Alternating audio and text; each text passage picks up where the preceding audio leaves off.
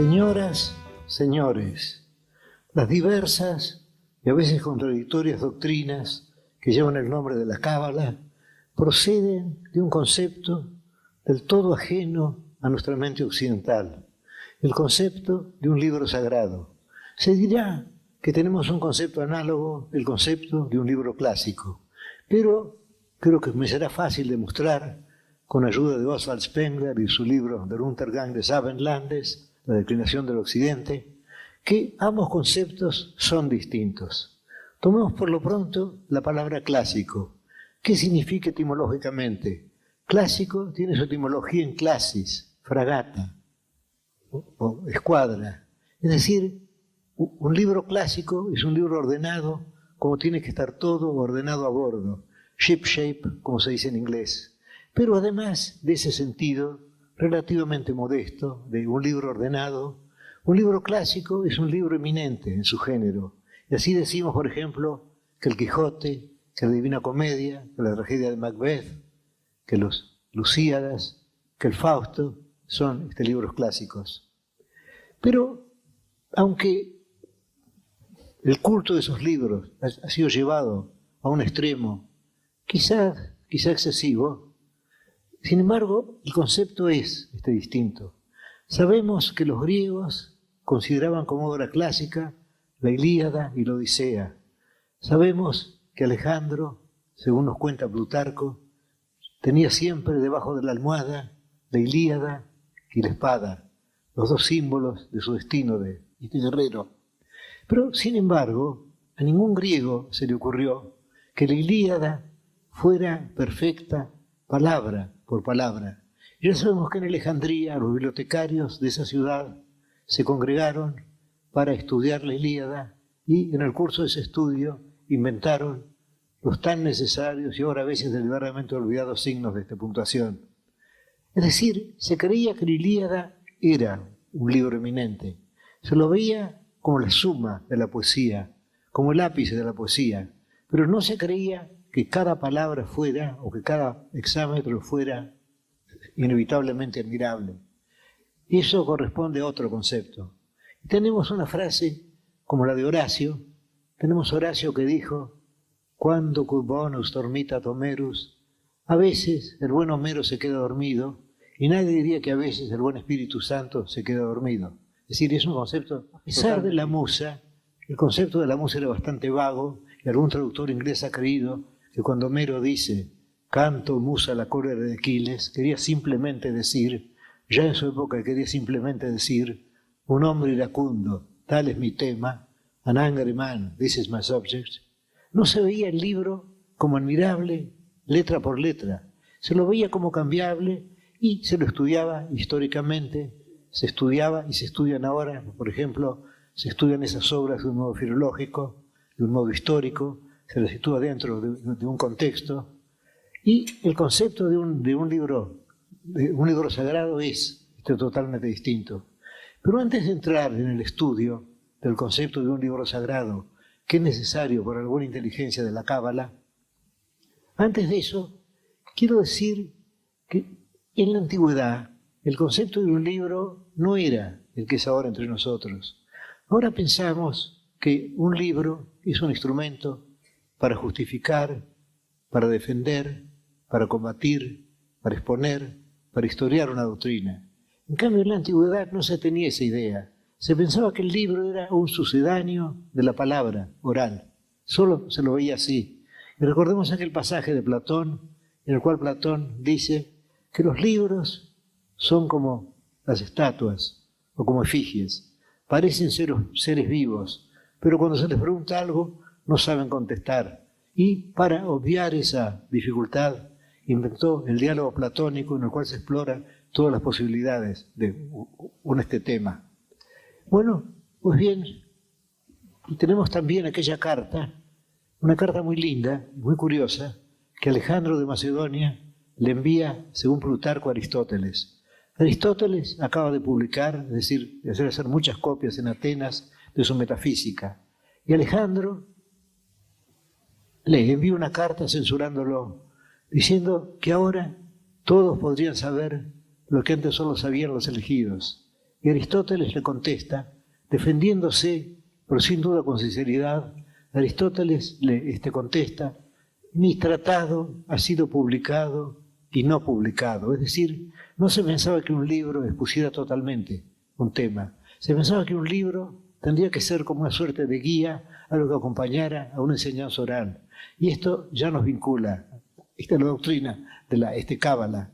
Se pensaba eso de los libros. Tenemos también otros testimonios contra Homero, tenemos el de Heráclito, tenemos el de Platón también, es decir, esos libros eran venerados, pero no eran libros sagrados. Ese concepto es específicamente. Podemos también referirnos a Pitágoras.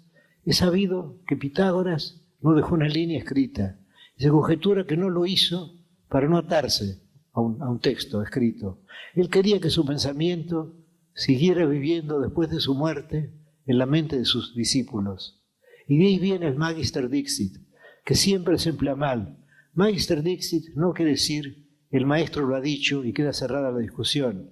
No, era lo contrario. Un pitagórico proclamaba una doctrina que quizá no estuviera en la tradición de Pitágoras. Por ejemplo, la doctrina del tiempo cíclico. Y cuando decían eso no esté en la tradición, decía Magister Dixit, el maestro lo dijo. Y así eso le permitía innovar. Y Pitágoras había probado eso. Había pensado que los libros atan, o, para decirlo con palabras de escritura, que la letra mata, pero el espíritu vivifica. Bueno, tenemos esos ejemplos.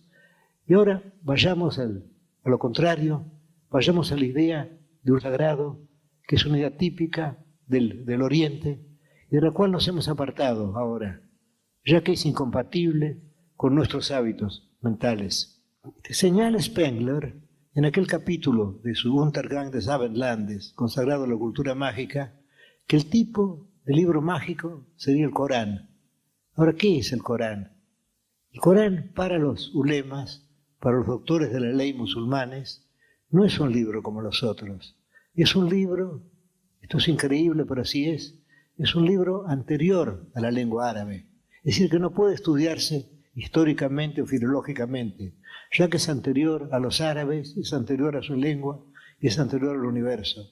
Y ni siquiera se admite que el Corán sea una obra de Dios. No, el Corán es algo más íntimo y más misterioso. El Corán, para los musulmanes ortodoxos, es un atributo de Dios, como su ira, su misericordia o su justicia.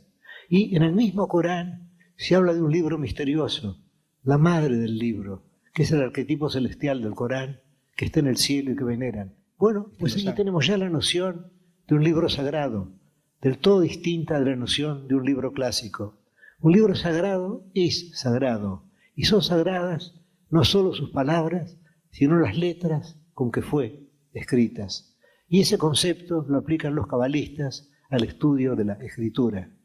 Ahora, yo sospecho que el modus operandi de los cabalistas fue debido al deseo de incorporar pensamientos gnósticos a la mística judía y que buscaron ese modus operandi para justificarse con la escritura, para ser ortodoxos. En todo caso, podemos ver muy ligeramente, yo casi no tengo derecho a hablar de esto, podemos ver muy ligeramente cuál es el modus operandi o cuál fue el modus operandi de los cabalistas que empezaron aplicando su extraña ciencia en el sur de Francia, en el norte de España, en Cataluña, y luego en Italia, luego en Alemania, luego un poco en todas partes, y también llegaron a Israel, aunque no procedieron de allí, procedían más bien de los pensadores, de los heresiarcas de Cátaros. Bueno, pues la idea es esta. El Pentateuco, la Torá, es un libro sagrado, y eso quiere decir que una inteligencia infinita ha condescendido a la tarea humana de redactar un libro.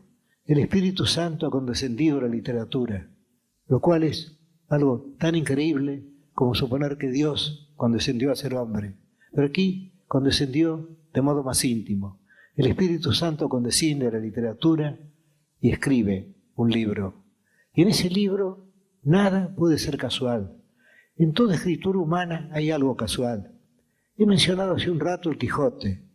Es conocida la veneración supersticiosa con que se rodea al Quijote, como a Macbeth, como a la Chanson de Roland, como a tantos otros libros, generalmente uno en cada país, salvo en el caso de Francia, cuya literatura es tan rica que admite por lo menos 2 tradiciones clásicas. Pero no entraré en ello. Pues bien, si a un cervantista se le ocurriera decir, el Quijote empieza con 2 palabras monosilábicas terminadas en N, non. Luego tenemos una palabra de 5 letras, lugar. Luego tenemos 2 palabras de 2 letras, de la. Y pretendiera derivar conclusiones de eso, se pensaría inmediatamente que estaba loco. En cambio, la Biblia ha sido estudiada de ese modo. Se dice, por ejemplo, que empieza con la letra Bet, con la letra B, Bereshit bara Elohim. ¿Por qué? Dice, en el principio creó dioses, los cielos y la tierra. El verbo es singular y Dios es en plural. ¿Por qué empieza con la B? Porque la B es la letra inicial, según me dicen en hebreo, deben decir lo mismo que es en español. Y el texto no podía empezar con una letra que correspondiera a una maldición. Tenía que empezar con una. Y luego hay otra circunstancia muy curiosa que tiene que haber influido profundamente en la Cábala. Y la circunstancia de que Dios, cuyas palabras fueron el instrumento de su obra, según dice el gran escritor español Saavedra Fajardo, Dios cree el mundo mediante palabras. Es decir, Dios dice que la luz sea y la luz fue. Y ahí se llegó a la conclusión de que el mundo fue creado por la palabra luz, no, por la entonación con que Dios dijo la palabra luz. Si hubiera dicho otra palabra con otra intonación, el resultado no habría sido la luz, habría sido otro. Y ahora llegamos a algo casi tan increíble como todo lo que yo he dicho hasta ahora, algo que tiene que chocar a nuestra mente occidental, que me choca la mía, pero que es mi deber referir. Y es esto: cuando pensamos en las palabras, pensamos históricamente que las palabras fueron en un principio sonido y que luego llegaron a ser letras. En cambio, en la Cábala, la palabra quiere decir recepción, tradición. En la Cábala se supone que las letras son anteriores, es decir, que las letras fueron los instrumentos de Dios, no las palabras significadas por las letras. Es como si se pensara que la escritura, contra toda experiencia, fue anterior a la dicción de las palabras. Entonces llegamos así a la idea de que, como no hay nada casual en la escritura, todo tiene que ser determinado. Por ejemplo, el número de las letras. Y luego se inventan equivalencias entre las letras. Se la trata así y se inventan diversas leyes para leer la escritura. Por ejemplo, se puede tomar cada letra de la escritura y ver que esa letra es inicial de otra palabra. Entonces leer la otra palabra significada así por cada una de las letras del texto. O si no, pueden formarse 2 alfabetos. Uno, digamos, de A a L y otros de M a Z, o lo que fueran las letras hebreas para eso. Y luego se considera que las letras de arriba equivalen a las de abajo. O luego se puede leer el texto para usar una palabra griega, bustrofedón, es decir, de derecha a izquierda, luego de izquierda a derecha, luego de derecha a izquierda. Y luego también pueden ensayarse, puede suponerse que las letras tienen un valor numérico. Y todo esto forma con una criptografía y todo puede ser descifrado y los resultados de esa criptografía son atendibles, ya que tienen que haber sido previstos por la inteligencia de Dios, que es infinita. Y se llega así. Ahora bien, yo sospecho que la doctrina fue anterior al modus operandi. Yo sospecho que ocurre con la Cábala lo que ocurre con la filosofía de Spinoza. Es decir, que el more geométrico, el orden geométrico, fue posterior.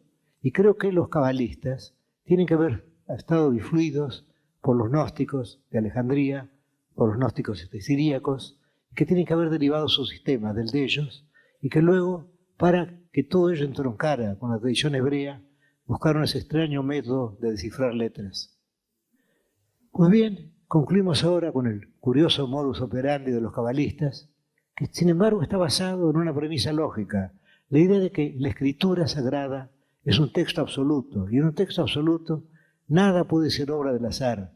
Es decir, volvamos al ejemplo del Quijote, si Cervantes hubiera sido el Espíritu Santo, entonces el hecho de empezar con un monosílabo terminado en N, en, y luego pasar a otro terminado en N también, un, y luego lugar, 5 letras, y luego de la, otra vez 4, todo eso no era casual, porque nada puede ser casual en un texto absoluto. Desde luego no hay textos absolutos, en todo caso, los textos humanos no lo son. He sabido que en la prosa se atiende más al sentido de las palabras, y en cambio en el verso se atiende más al sonido, prima uno sobre otro.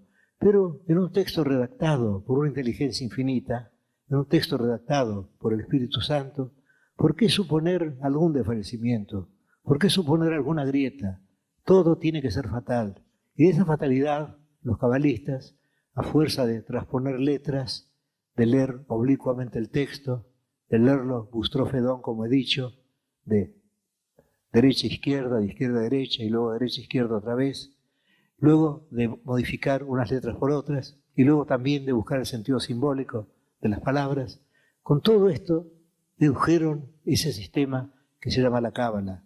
Y ese sistema estaba justificado, porque si la Sagrada Escritura no es una escritura infinita, entonces ¿en qué se diferencia de tantas escrituras humanas? ¿En qué difiere el libro de los jueces o el libro de los reyes de un libro de historia? ¿En qué difiere el cantar de los cantares de un poema? ¿En qué difieren otros libros? No, hay que suponer que todo tiene infinitos sentidos. Y aquí volvemos sobre aquella sentencia de Scott Turígena que dijo que la Biblia, que la Escritura tenía infinitos sentidos, como el plumaje tornasolado de un pavo real, y aquella otra en que se supone que hay 4 sentidos en la Escritura, que es lo que Dante atribuyó a su obra también. Tenemos pues un texto con infinitos sentidos y tenemos además un sistema que se dedujo de esa lectura, salvo que yo creo que el sistema fue anterior a la lectura. La lectura se inventó después para justificar el sistema, ya que no es natural que la gente haya empezado por criptografías, por escrituras cifradas, y luego hayan llegado al sistema, que es más o menos este. El sistema podría enunciarse así. Tenemos en el principio un ser que puede parecerse al Dios de Spinoza, salvo que el Dios de Spinoza es infinitamente rico, y en cambio el Ein Sof, o lo ilimitado, vendría a ser para nosotros infinitamente pobre.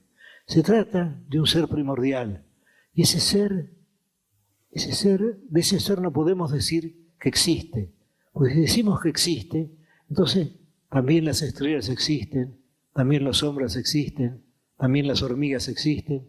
¿Cómo podrías participar de esa misma categoría? No, ese ser primordial no existe. Tampoco podemos decir que piensa, porque pensar es un proceso lógico. Se pasa de una premisa a una conclusión. Tampoco podemos decir que quiere, porque querer una cosa es sentir que esa cosa nos falta. Tampoco podemos decir que obra. El Ein Sof no obra, porque obrar es proponerse un fin y luego ejecutarlo. Y además, si el Ein Sof es infinito, diversos cabalistas lo comparan con el mar, que es un símbolo del infinito. Si el Ein Sof es infinito, ¿cómo puede querer otra cosa? ¿Y qué otra cosa podría crear sino otro ser infinito que se confundiría con él? Tenemos pues ese ser, el Ein Sof infinito, y luego, ya que es necesario la creación del mundo, ya que desdichadamente necesaria la creación del mundo, tenemos 10 emanaciones, las Sefirot, que surgen de él, que son irradiadas por él, pero que no son posteriores a él, de muy difícil comprensión, la idea del Ein Sof eterno, que siempre ha tenido esas 10 emanaciones, y esas 10 emanaciones emanan una de otra, y forman 10, y aquí el texto nos dice que corresponden a los dedos de la mano. Pues bien, tenemos una primera emanación que se llama la corona. Esa viene a ser como un rayo de luz que surge del Ein Sof. Un rayo de luz que no disminuye al Ein Sof. El Ein Sof no puede ser disminuido. Es un ser ilimitado, incapaz de ser disminuido. Pues bien, surge esa primera emanación, de esa primera que se llama la corona, surge otra, de esa otra, decía de completar el número de 10. Y cada emanación es tripartita. Cada emanación, cada séfira, es una tríada, en la cual pueden distinguirse 3 partes. Una, aquella por la cual se comunica con el ser superior. Otra, que es la central, lo esencial, y otra con la cual se comunica con la emanación inferior. Así llegamos a 10 sefirot, y las 10 constituyen un hombre que se llama el Adán Kadmon, el hombre arquetipo. Y ese hombre está en el cielo, y nosotros somos reflejos de ese hombre celestial. Y de ese hombre, de esas primeras 10 emanaciones, emana un mundo, emana otro, y así hasta 4 mundos. El tercero es nuestro mundo material, y el cuarto es el mundo infernal. Y todos ellos están incluidos en el Adán Kadmon, que es el arquetipo del hombre, en el cual están, el hombre es un microcosmo, todas las cosas. Bueno, aquí tenemos el sistema, más o menos. Pero ese sistema no es, yo creo, una pieza de museo de la historia de la filosofía. Ese sistema creo que tiene una aplicación, que ese sistema puede servirnos no solo como una curiosidad de la historia filosófica, sino puede servirnos para pensar y quizá para comprender, o la palabra es demasiado ambiciosa, para tratar de comprender el universo. Y aquí podemos pensar en los gnósticos, que fueron anteriores a los cabalistas, anteriores en muchos siglos. Los gnósticos tienen un sistema parecido. Tienen un Dios, y ese Dios es indeterminado. Y de ese Dios, que se llama el pleroma, la plenitud, emana otro Dios. Estoy siguiendo la versión o perversión de Ireneo, obispo de León. Bueno, pues de ese Dios, de esa emanación, emana otra, de esa otra, y cada una de ellas constituye un cielo. Y llegamos así, hay como una especie de torre de emanaciones, llegamos así al número 365, porque la astrología anda mezclada en todo eso. Y cuando llegamos a la emanación, a la última, aquella en que la parte de divinidad tiende a 0, entonces allí nos encontramos con el Dios que se llama Jehová y que crea el mundo. Y que crea el mundo, ¿por qué crea este mundo tan lleno de errores, tan lleno de horror, tan lleno de pecados, tan lleno de dolor físico, tan lleno de sentimiento de culpa, tan lleno de crímenes? ¿Por qué? Porque la parte de la divinidad ha ido disminuyéndose. Y cuando se llega a Él, ya la parte de divinidad es muy poca y crea este mundo falible. Y tenemos exactamente el mismo mecanismo en las 10 sefirot y en los 4 mundos que van creando. Pero esas emanaciones, a medida que se alejan del Ein Sof, de lo ilimitado, del oculto de los ocultos, como lo llaman en su lenguaje figurado los cabalistas, esas emanaciones van perdiendo fuerza y llegamos al fin a la que cree este mundo en el que estamos nosotros, tan llenos de errores, tan fáciles para la desdicha, tan momentáneos en la dicha. Bueno, ese es nuestro mundo. Y creo que esa idea no es una idea absurda, es una idea que podemos tomar. Porque aquí estamos enfrentados con un problema eterno, que es el problema del mal.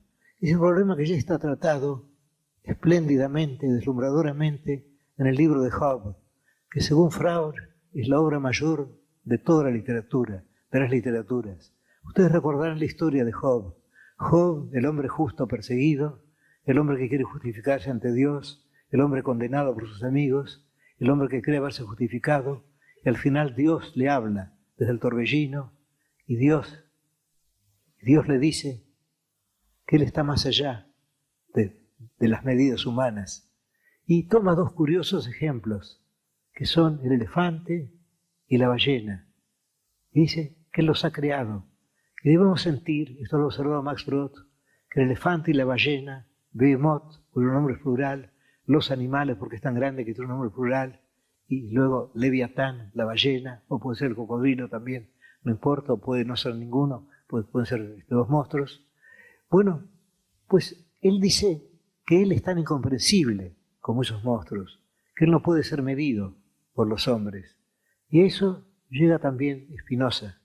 Spinoza dice que atribuir atributos humanos a Dios es como si un triángulo dijera que Dios es eminentemente, es decir, de un modo superior, triangular. Y que si nosotros decimos que Dios es justo, que Dios es misericordioso, que Dios es bueno, es tan antropomórfico como si dijéramos que Dios tiene cara, o tiene ojos, o tiene manos. Tenemos pues una divinidad superior y tenemos otras emanaciones inferiores. Emanaciones parece la palabra más inofensiva para que Dios no tenga la culpa, para que la culpa sea, como dijo Schopenhauer, no del rey, sino de los ministros. Que esas emanaciones, y ahora veamos algunas defensas del mal que se han intentado. Tenemos la defensa clásica de los teólogos, que es decir que el mal es negativo. Decir, por ejemplo, que el mal es simplemente la ausencia del bien. Pero esto, para todo hombre sensible, es evidentemente falso. Creo que un dolor físico cualquiera, un dolor de muelas, por ejemplo, es tan vívido o más vívido que cualquier placer. Y creo que la desdicha no es simplemente la ausencia de dicha, es algo positivo. Cuando somos desdichados lo sentimos como una desdicha. Y luego hay otros argumentos, por ejemplo, hay uno muy elegante, pero muy falso de Leibniz, para defender la existencia del mal. Él dice, imaginemos dos bibliotecas. La primera biblioteca está hecha de 1000 ejemplares de la Eneida, que se supone un libro perfecto y que acaso de algún modo lo es. Y la otra biblioteca contiene 1000 libros de valor heterogéneo, entre los cuales está la Eneida. ¿Cuál de las dos bibliotecas es superior? Evidentemente la segunda. Entonces él llega a la conclusión de que el mal es necesario para la variedad del mundo. Y otro ejemplo que suele tomarse es el de un cuadro hermoso, digamos una tela de Rembrandt, por ejemplo. Y en esa tela hay fracciones, hay lugares oscuros, y esos lugares pueden corresponder al mal. Pero Leibniz parece olvidar, cuando toma este ejemplo de las telas o de los libros, que una cosa es que haya malos libros en una biblioteca, y otra cosa es ser esos libros. Y si nosotros somos uno de esos libros, estamos condenados al infierno. En la Cábala también el infierno corresponde al mundo inferior, y luego arriba está el mundo humano, y luego el mundo material. Bueno, y que una cosa es que exista un libro, y que otra cosa es ser ese libro. Y no todos tienen el éxtasis, y no sé si siempre lo tuvo, de Kierkegaard, que dijo que si en el universo había una sola alma en el infierno, que si el infierno estuviera habitado por una sola alma y le tocara a él ser esa alma necesaria para que en el mundo hubiera todo, necesaria para la variedad del mundo, él cantaría desde el fondo del infierno la alabanza del Todopoderoso. Si es fácil sentirse así. No sé si después de unos minutos de infierno Kierkegaard hubiera pensado así, pero la idea como ustedes ven, se refiere a un problema esencial, el problema de la existencia del mal, que los gnósticos y los cabalistas resuelven del mismo modo. Lo resuelven diciendo que el universo es obra de una divinidad deficiente, que el universo es obra de una divinidad en la cual la fracción de divinidad tiende a cero, es decir, de un Dios que no es el Dios, de un Dios que desciende lejanamente del Dios. Ahora no sé si la mente puede trabajar con palabras como Dios, como divinidad, o estoy seguro de que no puede trabajar con la doctrina del Ein Sof, de la Sefirot, o con los 365 pisos de emanaciones de los gnósticos. Estoy seguro de que no. Pero sin embargo podemos aceptar esta idea. Podemos aceptar la idea de una divinidad deficiente, de una divinidad que tiene que hacer este mundo con material adverso. Y así llegaríamos a lo de Bernard Shaw, que dijo, God is in the making. Dios está haciéndose. Es decir, Dios es algo que no pertenece al pasado, que quizá no pertenece al presente, a la eternidad. Dios es algo que puede ser futuro. Y si nosotros somos justos, si nosotros perdonamos a nuestros enemigos, si nosotros somos magnánimos, incluso si somos inteligentes, si somos lúcidos, estaremos ayudando a construir a Dios. Y hay una página de un libro de Wells, no recuerdo cuál, en el cual el héroe, creo que ese libro se titula The Undying Fire, el fuego imperecedero, y viene a ser como una suerte de remedo, no de parodia, del libro de Job. Y sigue más o menos el mismo argumento. El personaje, cuando está bajo la anestesia, sueña que entra en un laboratorio. Ese laboratorio es muy pobre. En ese laboratorio hay un hombre viejo que está trabajando. Y ese hombre viejo es Dios. Y Dios se muestra bastante irritado. Dice, estoy haciendo lo que puedo, le dice al otro. Pero realmente tengo que luchar. Y volveríamos a esa idea de que existen el bien y el mal. el mal sería el material intratable por Dios y el bien sería la bondad. Bueno, pero el bien a la larga estaría destinado a triunfar y él está triunfando. Es decir, yo no sé si creemos en el progreso. Yo creo que el progreso existe, si quiere en la forma de la espiral de Goethe, es decir, vamos y volvemos. Pero en suma, estamos mejorando. Se dirá que cómo podemos hablar de eso en esta época de tantas crueldades. Sin embargo, en esta época de tantas crueldades se toman enemigos y se los envía, bueno, posiblemente a campos de concentración o a la cárcel, pero se toman enemigos. En cambio, tiempo de Alejandro de Macedonia, lo natural parecía que un ejército victorioso y que matara a todos los vencidos y que una ciudad vencida fuera arrasada. Es decir, de algún modo estamos mejorando y quizá intelectualmente estemos mejorando también. Y una prueba de ello sería este hecho tan humilde, tan mínimo, de que a nosotros nos interesa lo que pensaron los gnósticos, nos interesa lo que pensaron los cabalistas. Tenemos una inteligencia abierta y estamos listos a estudiar no solo la inteligencia de otros, sino la estupidez de otros, las supersticiones de otros. Es decir, que de algún modo estamos adelantando. Y todo esto nos llevaría a esta conclusión, a la conclusión de que la cábala tan extravagante es no solo una pieza de museo, sino también puede ser una suerte de metáfora del pensamiento. Y ya que he hablado de la cábala, querría hablar de uno de los mitos más curiosos de la cábala, una de las leyendas más curiosas de la cábala, la leyenda del golem, que inspiró aquella famosa novela de Meiring, que me inspiró a mí un poema sobre el golem. Pues bien, la idea es esta. La idea es esta. Dios toma un terrón de tierra, creo que Adán o Adama quiere decir tierra roja, y luego le insufla vida y crea así a Adán, de suerte que Adán para los cabalistas sería el primer golem. Ha sido creado por la palabra divina, por un soplo de vida. Y como en la cábala se dice que el nombre de Dios es todo el Pentateuco, salvo que están barajadas las letras, así, si alguien poseyera el nombre de Dios, o si alguien llegara al tetradramaton, al nombre de 4 letras de Dios, y supiera pronunciarlo rectamente, podría crear un mundo. Y así podría crear un golem también. Así tenemos todas las leyendas del golem, que han sido tan hermosamente aprovechadas por Meiring en su libro El Golem, y que estudia Gerhard Scholem en su libro El simbolismo de la cábala, que acabo de leer, que creo que es el libro más claro sobre el tema, porque he comprobado que es casi inútil buscar las fuentes originales. He leído la hermosa y creo que justa traducción, yo no sé hebreo desde luego, del Sefer Yetzira, libro de la creación que ha hecho el doctor León Duhovne. He leído una versión del Bahir o La Luz. He leído parcialmente el Zohar o Libro del Esplendor. Pero esos libros no están escritos para enseñar la cábala a nadie. Están escritos para insinuar la cábala, para que un estudiante de la cábala pueda leer esos libros y pueda encontrarse fortalecido por ellos. Pero no dicen toda la verdad. Son como los tratados publicados y no publicados de Aristóteles. Y ahora volvamos al golem. Se supone que si un rabino aprende o llega a descubrir el secreto nombre de Dios y lo pronuncia sobre una figura humana hecha en arcilla, esa figura se anima. Y esa figura se llama golem entonces. Y en una de las versiones de la leyenda se escribe sobre la fábula, sobre la frente del golem, se escribe la palabra Emet, que significa verdad. Y el golem crece.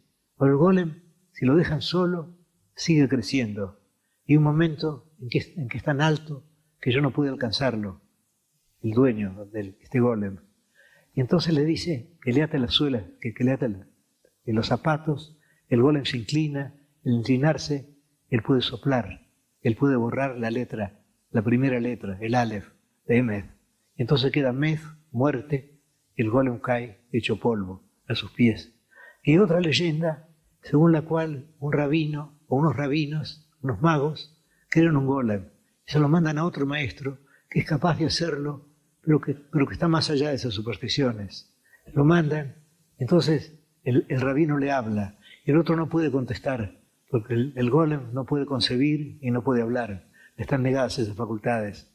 El golem no contesta y entonces el rabino le dice: eres creado por los magos, vuelve a tu polvo, el mago y el golem cae deshecho a sus pies. Y hay otra leyenda, esta está narrada por Scholem en su libro sobre el simbolismo de la Cábala, en la cual se logra, mediante mucho trabajo, son muchos discípulos, un solo hombre no puede estudiar o comprender el Sefer Yetzirah, el libro de la creación, se logra crear un golem. Pero ese golem nace, curiosamente, con un puñal en la mano. Y les dice y les pide a quienes lo han hecho que lo maten. Porque, dicen ellos, porque les dice él, si yo vivo, puedo ser adorado como un ídolo. Y ya se sabe que la idolatría para el Israel, como para el protestantismo, es uno de los máximos pecados. Y entonces ellos matan al golem. Bueno, he referido aquí algunas leyendas, pero querría volver a lo primero, a esa doctrina que no me parece disparatada, que me parece atendible, de que en nosotros hay una partícula de divinidad, pero que este mundo evidentemente no puede ser la obra de un Dios todopoderoso y de un Dios justo, pero que depende de nosotros el salvar esa parte de divinidad. Y esa sería la enseñanza que la Cábala tiene para nosotros ahora, más allá de ser una curiosidad que estudian los historiadores o los gramáticos. Muchas gracias.